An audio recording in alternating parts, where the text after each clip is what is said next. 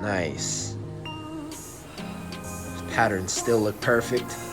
Really snap those glutes hard. Bow! All of the energy coming from the heels.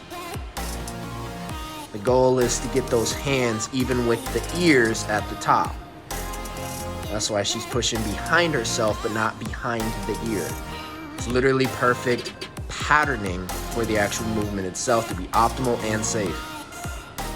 That breathing, that's exhale up, inhale down. She's keeping her core nice and tight the whole entire time.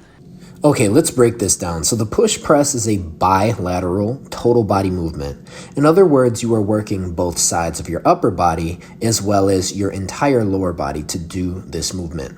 The proper stance will have enough space for your hips to fit between your feet. So somewhere between shoulder width and hips width distance is where your footing should be to safely perform the movement. Most people like shoulder width distance in this case.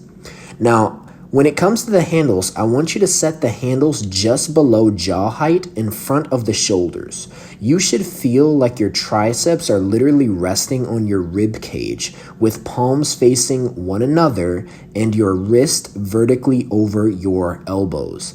The aim of this lift is to use your legs and the force of your hips to drive your handles overhead.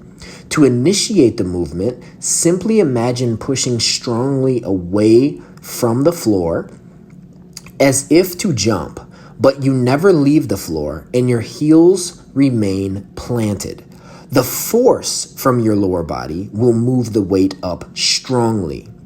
As a second reaction, your arms will follow the resistant band handles all the way through. For the catch position, which is the top position, I want you to focus on getting your handles vertically aligned with the crown of your head. Another way to think of this is getting the handles vertically aligned with your ears. To safely return the handles to the starting position, I want you to think of pulling your elbows down. Try to not think about simply lowering your hands. Thinking about driving your elbows down is really going to be a cue that's not only going to make you stronger and allow you to deal with more resistance band weight, but it will help to protect your shoulders long term.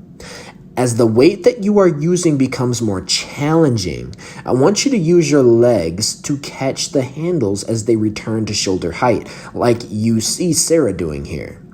Now, form is always first. So if you need to, please pause between repetitions in a standing stance before lowering your hips into the next squat and, of course, press.